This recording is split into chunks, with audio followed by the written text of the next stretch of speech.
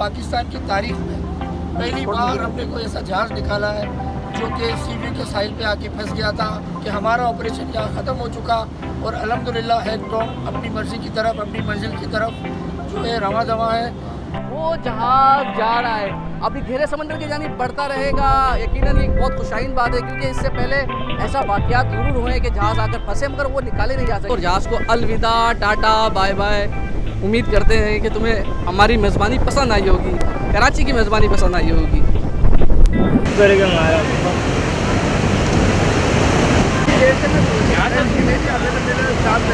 तो अच्छा भाई, कल हम जब जहाज़ की रिपोर्टिंग करने आए तो हमें उम्मीद हो चली थी कि ये जहाज़ अब गया कब गया, तो आज इस उम्मीद से आए थे कि खाली जहाज़ होगा, समंदर होगा, उसको दूर से टाटा बाय बाय करेंगे। मगर आज फिर जहाज़ खड़ा हुआ और जहाज़ की पता है कोई चीज़ क्या हुई है, कल जहाज़ 60 डिग्री पे था, यानी उसका रुख बिल्कुल गहरे समंदर की जानिब था। अब हल्का सा थोड़ा टिल्ट हुआ है, दोबारा से 50 डिग्री पर आ गया है, क्योंकि रात में जहाज़ का जो वक्त था हाई टाइड्स का, उस वक्त जहाज़ निकाला नहीं गया, तो दोबारा से लो टाइड्स हो गई और जहाज़ का रुख उसने दोबारा पीछे की जानिब धकेलना शुरू कर दिया है। तो आज हम देखते हैं कि जहाज़ निकाल सकता है या नहीं, क्योंकि आज नहीं निकला तो समझ लें कि 15 से 20 दिन तक ये मज़ीद नहीं निकल सकता, क्योंकि जो मेरी अभी माहिरीन से बात हुई है और आप देख रहे हैं कि पीछे इंजन भी स्टार्ट कर दिया इन्होंने जहाज़ का और वहाँ से धुआं भी निकल रहा है। कोशिश ये है कि आज जहाज़ को किसी तरीके से निकाला जा सके। तो हम यहाँ पर जो लोग रिपोर्टिंग करने आए हुए हैं, यानी आपको मीडिया भी दिखाएं, मीडिया के तमाम दोस्त यहाँ खड़े हुए हैं, यहाँ पर तमाम कैमरामैन, तो रिपोर्टर हजरात से भी बातचीत करेंगे और उनसे भी पूछेंगे, क्योंकि वो गुज़िश्ता महीने से यहाँ पर मुसलसल रिपोर्टिंग करें, तो उनसे भी बातचीत करके मालूम करेंगे कि जहाज़ निकल क्यों नहीं रहा है। यानी ये तो हमारे लिए वो हो गया है कि गले की हड्डी बन गया है, ना निकला जा सकता है ना ही उगला जा सकता है। तो फिर हमारे साथ रहिएगा, आपको पूरी तफसीलात देने वाले हैं। तो जी, जैसा कि 11 बज चुके हैं और जिस तरह से ये बताया गया था कि 11 बजने के बाद हाई टाइड्स हो जाएंगी और उसके बाद ही आप देख रहे हैं कि काम शुरू कर दिया गया है। जो छोटी क्रेन है वो जहाज़ के करीब पहुंची और उसने यहाँ से रस्सियाँ फेंकना शुरू कर दी हैं। तो काम का आगाज़ हो चुका है और इंशाल्लाह उम्मीद है कि आज ही जहाज़ गहरे समंदर में पहुँच जाएगा।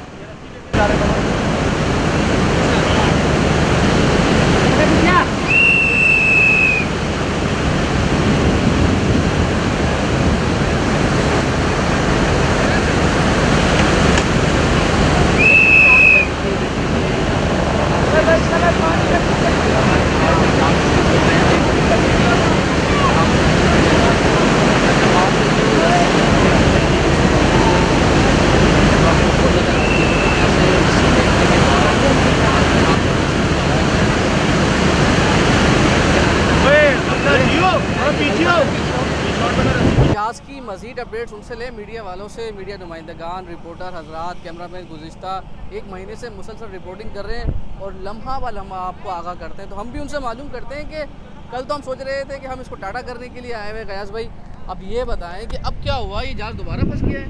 असल में तनवीर, जो समंदर की स्टडी है ना, बिल्कुल डिफरेंट होती है। समंदर की जो जोग्राफिकल कंडीशन है वो बहुत डिफरेंट है ज़मीन के मुकाबले में। ये जो ऑपरेशन हो रहा है इसमें समंदर बहुत फिजिबल होता है जहाज़ घसीटने के लिए भी और नुकसानदेह भी होता है।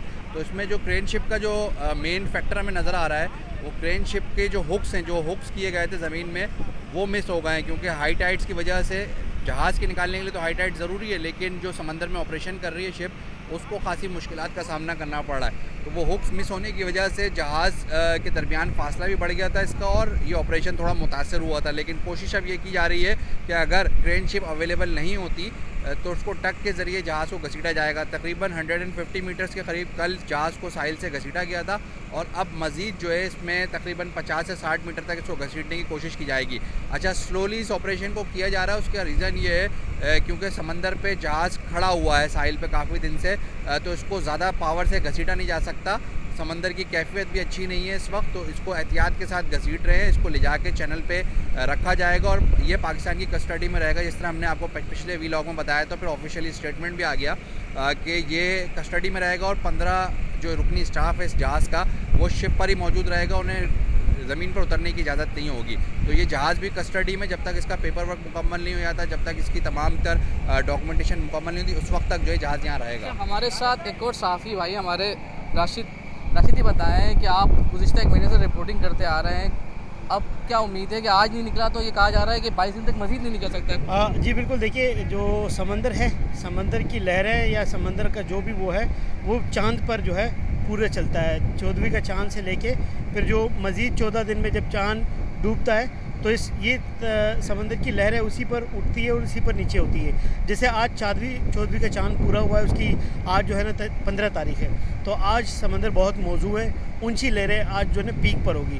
तो आज मुमकिन है कि इस जहाज़ को निकाला जाए। एक कोशिश कल की गई थी, वो नाकाम हुई है। कल तकरीबन कहा जा रहा है कि 80% काम मुकम्मल हो गया था। आज इसे एक पुश चाहिए था, जो 2 टग बोट थे वो उसे खींचते, लेकिन रात में इन लहरों ने काम ख़राब किया क्योंकि रात में कोई चीज़ थी नहीं। जो एंकर लगे हुए थे, जो क्रेन बार्ज के, वो मिस हुए, तो वो दोबारा मिसप्लेस हुआ है।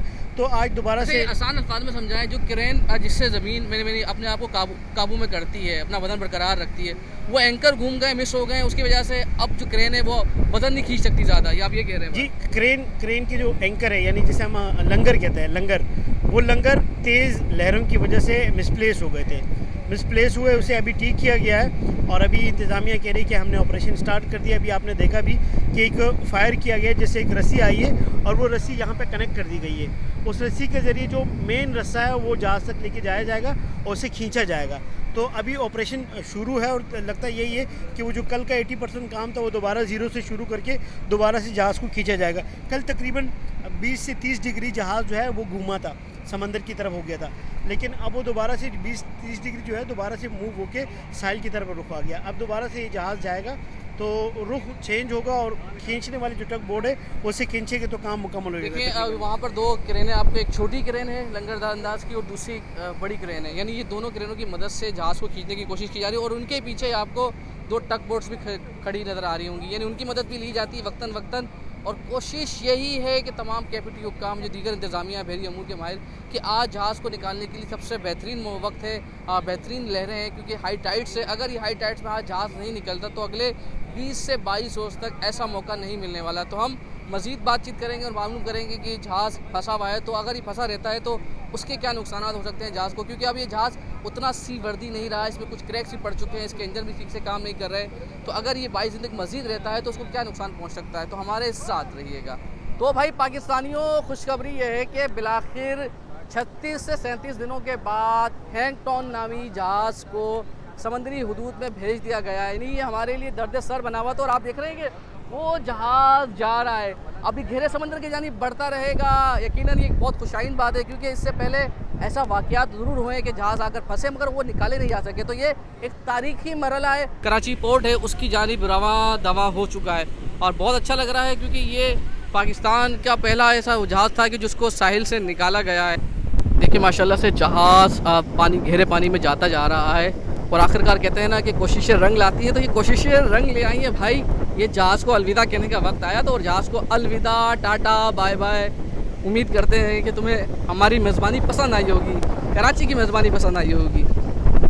पाकिस्तान जिंदाबाद, पाकिस्तान जिंदाबाद, पाकिस्तान जिंदाबाद।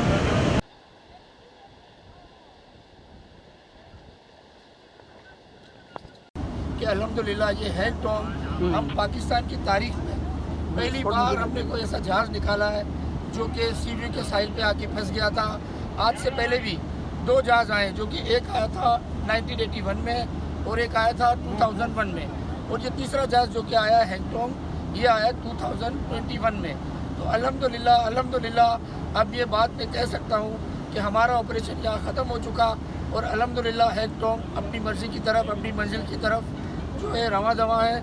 और इस ऑपरेशन में हमारा नेवी ने अल्हम्दुलिल्लाह, केपीटी ने अल्हम्दुलिल्लाह, पुलिस ने, यहाँ के SHO साहब ने बहुत साथ दिया है। बोर्ड तो खड़े हैं, टग बोर्ड आके बांध के लेके जाए, चूतिया बंदी है और कुछ भी नहीं है। नहीं बोल रहे, गाड़ी जाती है, भले जाती है, वो टग बोर्ड क्यों नहीं आ रहे भाई? ये तो इधर ही की तरफ आ रहा है। अच्छा जी, ब्रेकिंग न्यूज़ ये है कि जो टग बोट्स जहाज़ को खींच कर लेकर जा रही थी, जो रस्सा था वो टूट चुका है और जो समंदरी लहरें वो लो टाइड्स हो चुकी हैं, उसकी वजह से दोबारा से वो साहिल की जानिब जहाज़ को धकेल रही हैं और वो आहिस्ता आहिस्ता वो जहाज़ पहुंच गया है साहिल पर, यानी जिस जगह पर कल मौजूद था आज भी उसी जगह पर है ये। अच्छा जी, कैप्टन आसिम जो इसकी निगरानी कर रहे हैं इस ऑपरेशन की, वो मीडिया से बातचीत कर रहे हैं और बता रहे हैं कि ये जहाज़ वापस साहिल पर क्यों आ गया। 800 मीटर जहाज़ इंजन भी रन हुआ। लेकिन अनफॉर्चुनेट ये था कि जब हमने विंच से टग बोट में पास किया तो उसमें जो है टग बोट का जो रस्सा था वो ब्रेक हो गया स्वेल की वजह से, जिसकी वजह से ये ऑपरेशन जो है दोबारा पोस्टपोन हुआ है। जहाज़ दोबारा अपनी पोजीशन पे आ गया है। अब हमारी मीटिंग चल रही है, होपफुली हम जो है इसको दोबारा रिकनेक्ट करने की कोशिश करेंगे और दोबारा यही अमल करेंगे। कब करेंगे दोबारा? देखें अभी यही मीटिंग चल रही है कि किस तरीके से इसको कनेक्ट किया जाए दोबारा, वो रास्ता जो टूटा था, और इसमें से तमाम लोग हमारी हेल्प कर रहे हैं।